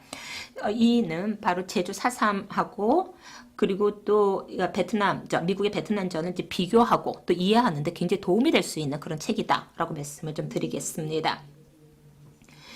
4.3과 여성, 그 살아낸 날들의 기록에 담긴 목소리들은 기억투쟁에서 중요하게 기여를 하고 있습니다. 자, 이제 정봉영 할머니의 말씀을 좀 드리도록 하겠습니다. 34년생으로요, 제주 도드리에서 사시던 할머니입니다. 이 정 할머니는요, 아버지가 구타당하고 이제 투옥되고 또 결국에는 집으로 영영 돌아오지 못하게 된 이야기를 해주십니다. 우리가 확실히 알았던 건 우리 아버지가 바다에서 돌아가셨다는 거야 하고 정 할머니가 말씀하십니다. 제가 이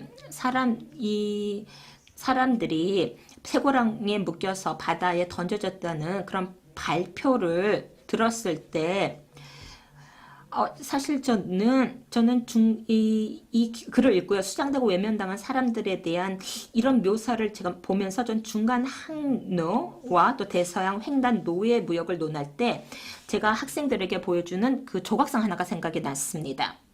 바로 제이슨 디케리스 테일러라는 조각가의 작품인데, 이 조각가가 2006년도에 카리브해에 위치한 섬나라 그레나다 서해상의 세계 최초의 수중 조각공원인 몰리네르만 수중 조각공원을 이제 조성했습니다. 작가는 사이트별 특정 조각상들을 해저에 설치를 하고요, 이 인공 암초로 발전시켜서 이제 지역 공백초와 해양 생물이 공생하는 그런 관계를 만들어냈습니다. 제가 이 조각상을 보면은요, 저는요, 그 단원고 250여 명 학생들을 생각을 하게 됩니다. 바로 이제 세월을 참사로 이제 목숨을 잃은 그 어린 학생들이죠. 집단적인 힘과 상호부조를 나타내는 이 원형 이미지는요, 다른 또 중요성을 이제 생각을 하게 되는데, 사실 거친 해류 속에서 아이들이 손을 맞잡고 있는 것처럼 이 동백꽃잎 역시 제주섬을 휩쓰는 매서운 바람을 맞으면서도 촘촘히 얽혀서 서로 지탱하고 있는 게 보입니다. 이 심볼이 91년에 있었던 강요부 화백의 전시회 동백꽃은 지다에서 유래됐다고 이제 말씀을 좀 해주셨는데, 동백꽃잎은 차갑고 눈 덮인 땅에 소리도 없이 쓰러져간 4.3 희생자들의 넋을 나타낸다고 저는 들었습니다. 저는 제주 사람들을 위한 정의는요, 4.3의 세계화가 있어야 된다고 생각을 합니다. 미국 정부의 침묵에 개입하는 동시에 지금 진행 중인 역사에 대한 국제적인 인식을 높이는 것을 또 의미한다고 저는 생각합니다. 제주섬은 트루먼 독트린과 그리고 봉쇄 전략이 시험 무대가 된 곳입니다. 바로 한국인의 피로 바로 이 시험 무대가 만들어진 것이죠. 앞으로 수십 년간 이 시험은 라틴 아메리카와 동남아시아의 수백만 명의 사람들의 피로 쓰여질 겁니다. 아프리카인들의 피도 여기 포함이 될 것이라고 생각하는데 제주 4.3 제75주기를 앞둔 지금 저는 미국이 제주도민들에게 공식 사과를 할 때라고 생각을 합니다. 1947년에서부터 1954년까지 제주도를 황폐화시킨 유혈 상태의 역할에 대해서 미국은 사과를 해야 됩니다. 미국은요, 강할머니의 질문, 어떻게 이렇게 무거운 사람들이 이렇게 죽을 수 있어? 라는 그 질문에 대해서 경청하고 이해할 필요가 있습니다. 고맙습니다.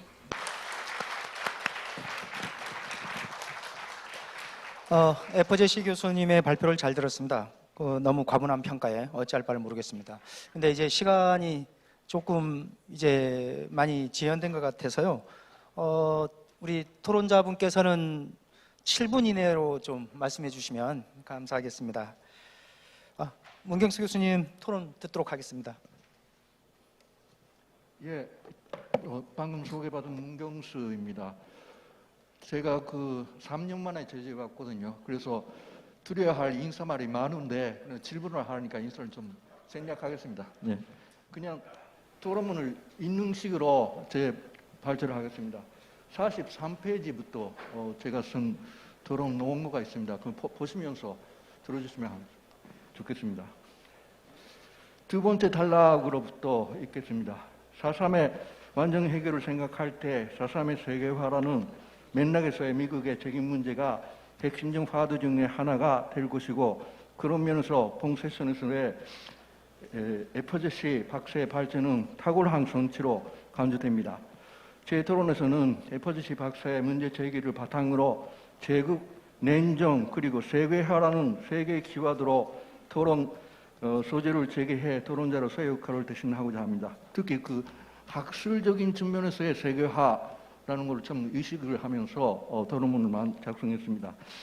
4.3의 참사에 대한 미국 책임을 묻는 논의에서는 제국주의의 충동과 야만이라는 개념이 암묵적인 전제로 깔려있기 마련입니다. 제2차 세계대전 후에 일본을 대체하는 제국으로 미국이 동북아에 등장하면서 한반도 지배의 야욕을 품어 저항하는 민중을 무자비하게 탄압했다는 관점입니다. 이런 맥락에서 에퍼제시 박사가 20세기 초에 스페인을 대체한 미국의 필리핀 침략에 언급한 것은 4.3의 세계화나 세계사적 문맥을 생각할 때 매우 의의 깊은 지적이라고 생각됩니다. 이를 통해서 미국의 필리핀 지배가 그야말로 제국의 진동과 야만을 지극히 노골적인 형태로 나타내고 있었다는 사실을 알 수 있습니다. 그런 한편 에퍼제시 박사가 호호진 박사나 존 메리리의 업적을 인용하면서 지적하고 있듯이 4.3에 대한 미국의 관여는 주로 보이지 않는 손, 즉 4.3에서의 미국의 존재는 대개 폭력의 변두리에 머무르고 있었습니다. 게다가 미국은 필리핀의 경우와 달리 한반도의 지배자로서 군림하기보다 신속하고, 이건 존 메리리 언급인데, 신속하고 의아하게 한반도에서 빠져나갈 곳을 모색하고 있었습니다. 4.3 당시의 미국의 한반도 정책은 필리핀에 대한 그것과는 완전히 다른 모습을 보고 있습니다. 이 차이를 그저 형태상의 차이를 볼 것인가, 혹은 본질적인 변화된 개념으로 볼 것인가에 관해서 여쭤보고 싶습니다. 냉전에 대해서도 비슷한 논점을 지적할 수 있을지도 모릅니다. 4.3 당시에 미국의 정책에 대해서는 호호진 박사와 호상수 박사가 한국을 대표하는 연구자로서 탁월한 업적을 발표해왔습니다. 두 분 다 냉전의 시작을 1947년 3월 트루먼 독트린을 계기로 하는 것으로 보고, 4.3을 미국의 방문적 냉전 정책의 일환으로 규정하고 있습니다. 에퍼제시 박사의 발제도 기본적으로는 그런 관점을 다습하고 있는 것으로 보입니다. 또 나아가서 4.3을 냉전의 문맥에 자리매김하는 견해는 제주에서의 4.3 연구나 4.3 운동에서는 거의 상식이라고 할 수도 있을지도 모릅니다. 하지만 이러한 견해는 그 당시 미국이 한반도에서 빠져나가는 길을 모색하면서 막상 주한미군을 1948년 9월부터 1949년 6월에 걸쳐서 한국에서 고문단을 남기고 절수시켰다는 사실과 어긋나지 않을까 그런 의문을 금할 수 없습니다. 잘 알려진 것처럼 1950년 1월이라는 시점에서 니 에치슨 미 국무장관은 미국은 필리핀, 오키나와, 일본, 아류창 열도의 라인 내 군사 방위의 책임을 가진다. 그 이외의 지역은 책임을 가지지 않는다고 발언하고 있습니다. 이는 페이크나 페인트로 불가했던 것인지 불가했던 것으로 볼 것인가 라는 의문이 생깁니다.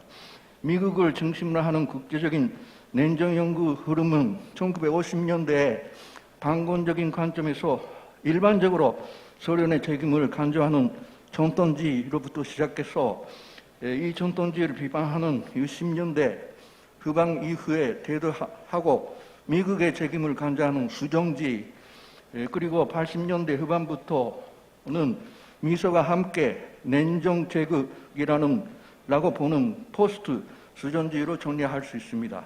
그 후 냉전사 연구는 냉전의 문화적 측면을 조명하는 문화적 전환, cultural turn이나 transnational turn을 간주하게 되지만 그렇게 된다고 하겠습니다만 그 소련이나 그 동구권의 문서 개방 등을 통해 사실관계에 대해서 포스트 수전지 연구 수준에서 어느 정도 확인되었다고 볼 수 있습니다. 90년대, 2000년대 사실관계에 관해서는 거의 자료적으로 확인이 된 것으로 볼 수 있습니다. 거기서는 적어도 동아시아의 냉전의 시작에 관해서는 중국의 전후 처리를 둘러싼 미소 간의 합의, 즉 야르타 체제가 깨진 이후 구체적으로는 1949년에 중국 혁명이나 1950년 2월에 중소의호 동맹 조약의 체결 혹은 보다 늦게 한국 경쟁의 발발로 보는 시각이 일반적인 것 같습니다. 포스트 수전지 대표적 논자로 알려진 존 루이스 게디스는 미국도 소련도 아시아 대륙의 자활적인 권익을 갖지 않으면서 제2차 대전 후 장개석과 중국 국민당을 이 지역의 지배 세력으로 승리하는 것으로 만족하고 있었습니다. 따라서 장개석이 중국 대륙에서 쫓겨나는 이건 게드스의 말인데 1949년까지는 냉전은 대부분 아시아 대륙에는 도달하지 않고 있었다고 하고 있습니다. 미소 양국이 유럽에서 확립한 제국의 기능은 공통점이 하나 있었다. 유럽 중심주의다. 그 결과 1949년부터 1950년 갑자기 발생한 냉전의 아시아로의 확대에는 누구나 다 경악했다. 이런 식으로 정리를 하고 있습니다. 냉전의 시발점에 관한 논의는 4.3에 발발하는 48년까지의 정치 과정에 대해서 보다 내부적인 통합을 중시해야 한다는 논의에도 이어질 그러한 중요한 논점입니다. 4.3이 세계화라고 할 때 국제정치의 학술적인 도달점이나 아니면 국제정치 흐름하고의 어떤 초점을 잡는 일이라든가 연구자 간의 대화, 소통을 통해 4.3의 진실을 모색하는 것이 중요하지 않을까 싶습니다. 오늘의 이 자리가 그런 학술 면에서의 소통에 도움이 됐으면 합니다. 이상입니다. 고맙습니다. 네, 토론해 주신 문 교수님께 다시 한번 박수를 부탁드리겠습니다. 몇 가지 논쟁적인 질문을 주시고 의견이 좀 다른 부분도 있는데요. FJC 교수님의 답변은 시간 관계상 다음 토론자의 토론에 이어서 짤막하게 듣기로 하겠습니다. 김윤환 교수님의 토론이 있겠습니다. 7분 이내로 부탁드리겠습니다. 예, 저도 인사드리고 할 이야기 10분 많은데요. 마스크를 벗어서 많은데 준비한 토론문을 읽는 것으로 토론을 대신하겠습니다. 2022년 제주 포럼의 한국의 과거사 해결과 제주 4.3 그리고 국제연대 평화와 공존을 위한 노력 세션에서 존경하는 여러 선생님들과 함께 이야기를 나눌 수 있게 돼서 매우 영광입니다. 저는 기본적으로 오늘 존 에퍼제시 선생님 발표에 대한 토론을 맡게 되어 있지만 기조 발표를 하신 나카노 토시오 선생님을 여기서 뵙길 수 있게 되어 너무 기쁘다는 말씀은 꼭 드리고 싶습니다. 제가 제주 4.3 사건, 오키나와 전쟁과 그 이후의 미군 폭력, 대만의 이파 사건을 연구하기 시작할 무렵 나카노 선생님은 일본의 평화로운 전후는 과거 일본 식민지였던 지역의 평화롭지 못한 전쟁과 폭력, 고통이 전제되어 있다는 점을 알려주셨습니다.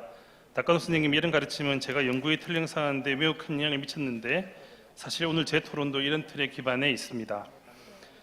존 에퍼제시 선생님은 19세기 말 이후부터 미국의 제국주의가 필리핀, 관, 하와이, 사모아를 거쳐 제주, 베트남, 이라크를 거치며 사행한 잔악하고 끔찍한 폭력의 역사를 이야기해 주셨습니다. 특히 300년 동안의 스페인 지배 식민 통치를 끝내고 제국을 몰아낸 필리핀 민중들에게 기쁨과 축하 대신 미군이 학살, 초토화, 물고문, 집단 수용소 등을 통해 죽음과 고통을 가져다 주었다는 말씀은 여기 계신 분들에게 어떤 기시감을 느끼게 합니다. 제주 4.3 사건을 미국 제국주의의 확대라는 통치적인 관점에서 자리매김해 주신 선생님의 발표에서 아주 많은 것을 배웠습니다. 존 에퍼제시 선생님은 제주 4.3 사건이 그 미군이 저지른 다른 제국주의 폭력과는 구분되는 특징에 대해서도 말씀하셨습니다. 저는 굉장히 중요한 구절이라고 생각하는데요. 제주에서 미군의 보이지 않는 손은 방아쇠를 당기지 않는 대신 한국인들의 손에 위력적인 자동차를 쥐어주고 한라산의 피신처를 찾아 무장대를 쓸어버리기 위해 청찰기를 띄웠다. 그들은 대량 학살 소식이 한반도나 외국으로 나가지 않도록 제주섬을 해상 봉쇄하고 해안선 포격으로 더 많은 공포심을 유발해 주민들을 산간 지역으로 내몰았다. 이 특징은 사실 굉장히 중요하다고 생각하는데 왜냐하면 제가 연구했던 오키나와 제주, 대만 중에 미군이 직접 통치했던 오키나와에서는 폭력이 상대적으로 덜합니다. 그러니까 미군이 심은 씨앗들이 그 동맹국의 손에 가서 훨씬 끔찍한 폭력으로 발화했다라고 하는 부분들을 알 수 있는 구절이라고 그렇습니다. 그래서 저는 에퍼제시 선생님이 하신 통치적인 게 아니라 요 비슷한 시기에 동아시아의 일들을 조금 이야기하는 게 어떨까 그렇게 생각을 했습니다. 저 비슷하게 생각하시는 분이 이제 저기 계시는 허우준 선생님이시세요. 사실은 전지구적인 냉전을 발발 과정에서 한반도 혹은 제주와 비슷하게 공산주의에 의한 봉쇄라는 측면에서 핵심적인 진작적 조건을 갖고 있던 그리스에서 발생한 사건을 4.3과 연결시키고 있는 논문이 이제 허우준 선생님 논문인데요. 저는 이 논문이 4.3의 세계와 관련해서 매우 중요한 통찰을 제공해 주고 있다고 평가합니다. 저는 에퍼제시 선생님이 4.3의 세계화를 지역 공동체들이 힘을 합쳐 초국가적 형태의 연대와 협력을 창출하는 과정으로 이해하는 요 선생님의 정의를 전적으로 지지합니다. 선생님께서는 라틴 아메리카, 동남아시아 그리고 아프리카 이야기를 하셨지만 저는 사실은 여전히 오키나와와 타이완을 둘러싼 이 지역의 미래에 대해서 걱정하고 있습니다. 제가 연구한 제주, 오키나와, 타이완은 지정학적으로 유사한 점이 많습니다. 원래부터 지정학적으로 유사한 게 아니라 미군이 이 지정학적인 것처럼 유사한 점을 발견했다고 저는 생각합니다. 1945년 전후로 해서 이를 동아시아 섬은 중국 대륙을 봉쇄하는 데서 핵심적인 장소이고 지금도 그렇습니다. 저는 제주 4.3 사건에서 미군정과 특히 한국 정부가 왜 그토록 잔인하고 철저하게 제주 사람들을 학살했는지 이해하기 위해 많은 고민을 했습니다. 만약 제주도가 붉게 변한다면 중국에 대한 봉쇄 자체가 불가능이기 때문이라는 점이 중요한 원인이 아니었을까라는 게 저희 잠정적 결론 중에 하나입니다. 오키나와 타이완 모두 마찬가지입니다. 제가 지정학적이라고 이야기했던 부분은 그런 부분 때문이고요. 그래서 이곳들은 미군에 의해 혹은 미군의 동맹 세력에 의해 완벽하게 통제되어야만 했던 장소입니다. 따라서 오키나와와 타이완 모두에서 제주 4.3 사건과 비슷한 성격의 폭력이 이 시기에 발생했습니다. 그 이후에도 몇 가지 공통점이 더 있습니다. 이 지역들은 국민국가의 경계가 새로 그어지면서 새로 변경을 만들게 되는데 그 변경이라고 하는 것이 만들어지는 그 시점에는 그 자체로 폭력적인 상황들이 유발됩니다. 저는 이 상황을 생활권을 분리해다는 폭력적 상황이라고 부릅니다. 낙권 선생님이 굉장히 잘 이야기하셨지만 제주도가 1930년대 중반 이후로 일본과 특히 오사카와 생활권이 연결되어 있었던 이것들이 끊어졌을 때 생기는 근본적인 불안정들이 있고 그걸 제주도 분들은 46년, 47년 무렵에 있었던 여러 가지 사건들로 설명을 하시는 것 같습니다. 그리고 이 변경국 지역에 대해서는 국민권 항상 내적 평정을 수행합니다. 이 내적 평정은 제주 평정이라는 단어는 이제 서북 청년단이 썼던 말이기 때문에 굉장히 무서운 말로 우리는 알고 있지만 사회학적 용어로 쓰면 굉장히 평범한 언어입니다. 물리적 폭력이 수반되긴 하지만 그렇게 강제되지는 않습니다. 법, 행정체계의 통일 등이 이제 목표이기 때문입니다. 여기서는 그래서 통상적인 폭력인데요. 제주, 오키나와 타이완에 경험했던 폭력의 잔인함은 여기에 두 가지 요소가 더 결합했던 것 같습니다. 하나는 심리적 경계라고 하는 게 생겼던 거고요. 이 심리적 경계가 저는 냉전, 그걸 뭐라고 부르든, 그러니까 우리가 잘 아는 빨갱이라고 하는 그 말에 대한 부분입니다. 그 심리적 경계, 그리고 그게 비국민이라고 하는 요소로 인정됨으로써 그들을 짓밟은 형태가 아니었을까. 이건 오키나와 228에서 똑같이 작용하고 제주에서도 특히 그렇고 오키나와에서도 유사하게 작동합니다. 공산주의에 대한 봉쇄, 변경의 진압, 비국민의 제거라는 이 측면이 이 시기 제주, 오키나와, 타이완에 공통적으로 작용했고 그것이 이 세 지역에 그렇게 끔찍한 폭력을 불러왔다는 것이 저희 현재의 잠정적 가설입니다. 문제는 이런 폭력을 낳은 구조가 완전히 사라지지 않았다는 점입니다. 특히 중국에 대한 봉쇄라는 문제가 다시 강조되고 있는 현재의 정세는 특히 주목해 보아야 합니다. 중국은 2025년까지 중국 해군이 미국의 봉쇄를 돌파해서 자신의 작전 권역으로 확보할 가상의 선을 제시했습니다. 소위 제1열도선이라고 불리는 이 선은 제주와 오키나와 타이완을 넘어서 설정되어 있습니다. 중국은 미국과 그 동맹국이 그는 이 선을 돌파하기 위해, 봉쇄선을 돌파하기 위해 한국, 일본, 필리핀, 베트남 등과 억지스러운 영토 분쟁을 전개하고 있습니다. 그리고 우크라이나 전쟁이 발발했을 때 중국의 타이완 침공 문제가 동시에 화제에 올라와 있습니다. 제주와 오키나와, 대만에서 발생한 폭력이 낳은 이 지역의 질서가 폭력적이고 강압적인 방식으로 요동친다면 그것의 직접적이고 심각 피해가 집중될 지역은 과거와 마찬가지로 제주, 오키나와, 타이완일 가능성이 높지 않을까, 저는 그것을 우려합니다. 1990년대 중몽환 이후로 동아시아 연동성을 주목하신 분들이 나타나고 오키나와, 타이완, 제주와의 국가폭력 희생자들이 연대를 시작하면서 또 고립되어 진행되어 오던 각국의 반기주 운동과 평화운동이 서로를 알게 되고 연대하게 되면서 지금은 시민사회 차원에서 연대가 꽤 단단하게 진행되고 있습니다. 거기에 제주의 기여가 굉장히 크다고 저는 평가합니다. 아직까지 동아시아의 군사기들 사이의 밀접한 관계에 비할 바는 아니지만 넓고 두텁게 진행되는 이 연대는 동아시아의 냉전 분단 체제를 덜 폭력적이고 민주적인 방식으로 해체할 유일한 가능성이 아닐까 저는 생각합니다. 마지막으로 선생님께서 소개해 주신 폴리네르만 수중종합공원에 대해서는 사실 여기 계신 분들과 한번 토론해 보고 싶습니다. 그 문제의식과 지지 등에는 동의하지만 우리 할머니는 물고기를 안 드세요라는 주제로 작년 추념식을 눈물바다로 만든 정향신 씨의 이야기와 이 수중종합공원의 상상력이 어울릴 것인지에 대해서는 저는 확신할 수 없기 때문입니다. 예, 이상입니다. 김민환 교수님 바쁘게 잘하셨습니다.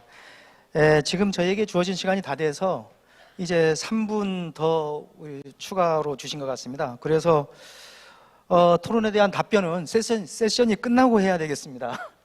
이해해 주시기 바랍니다. 오늘의 4.3 세션은 4.3과 일본, 동아시아에서의 4.3, 그리고 4.3과 미국이라는 화두 속에서 4.3의 진실과 정의를 찾기 위한 국제연대와 협력을 고민하는 시간이 된 것 같습니다. 우리 낙간호 교수님이 말씀하신 것처럼 동아시아에서 일어난 많은 전쟁과 내전이 진상의 규명을 통해서 전쟁과 학살의 연결고리를 정의의 연결고리로 전환시켜야 할 때라고 생각을 합니다. 그리고 에퍼제시 교수님은 4.3의 세계화는 초국가적 형태의 연대와 협력을 창출하는 과정이라면서 미국 정부의 침묵에 맞서자라고 얘기를 하고 있습니다. 아시다시피 내년은 4.3 75주년이 되는 해입니다. 에퍼제시 교수님의 언급처럼 미국이 4.3 희생자와 제주도민들에게 공식 사과할 때가 됐다고 생각합니다. 미국이 어떤 형태로든 내년 4월에는 제주 사람들이 외침에 귀를 기울이고 반응을 보여야 할 때라고 생각합니다. 마지막으로 기조 강연을 해주신 나카노 토시오 교수님과 발표를 해주신 존 에퍼제시 교수님, 그리고 귀한 토론을 해주신 문경수 김민환 교수님께 거듭 감사의 말씀을 전하고 마이크를 사회자에게 넘기겠습니다.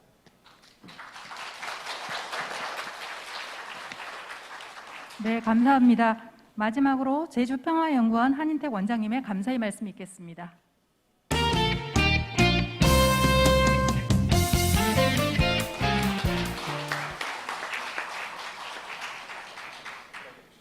네, 내외 귀빈 여러분, 지난 3일간 우리는 갈등을 넘어 평화로 공존과 협력이라는 주제로 열띤 토론을 하였습니다. 이제 3일간의 토론을 마치고 포럼의 마지막 저녁을 맞이하였습니다.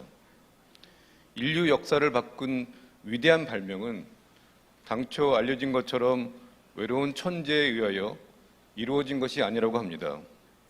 인류의 역사를 바꾼 위대한 발명은 여러 사람이 참여하고 서로 협력하고 경쟁하는 과정에서 탄생하는 집단적인 지적 능력을 통하여 이루어졌다고 합니다.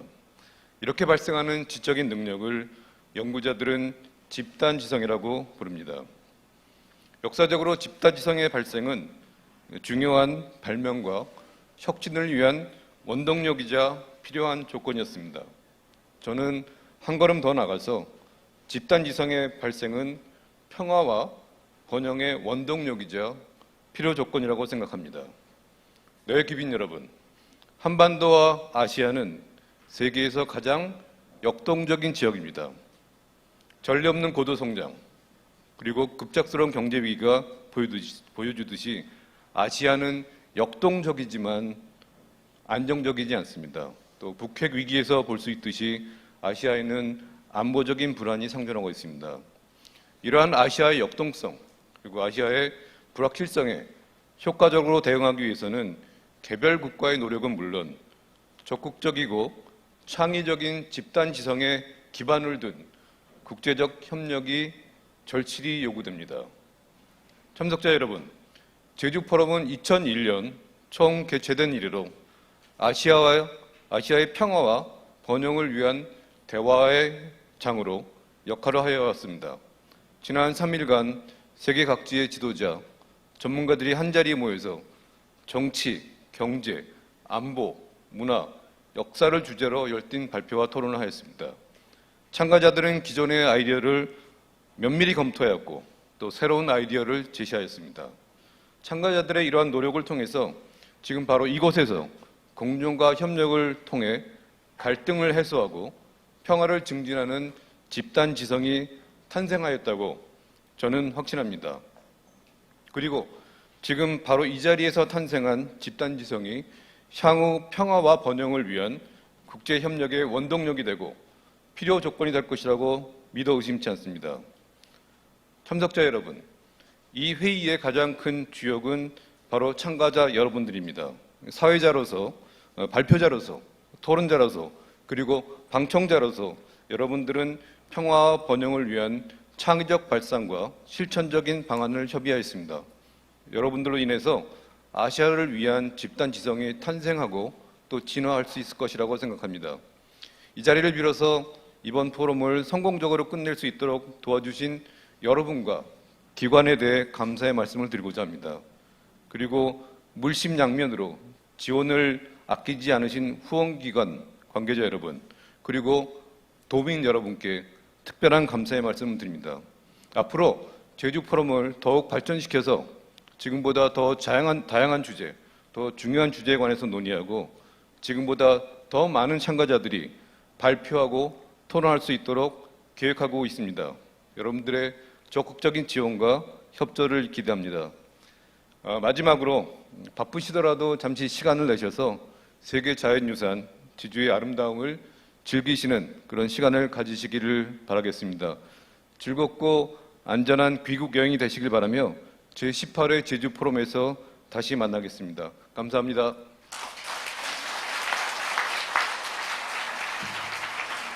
감사합니다. 그럼 이것으로 제17회 평화 번영을 위한 제주 포럼 4.3 세션을 모두 마치도록 하겠습니다. 함께 자리를 빛내주신 여러분들 다시 한번 감사드립니다. 고맙습니다. 안녕히 돌아가십시오.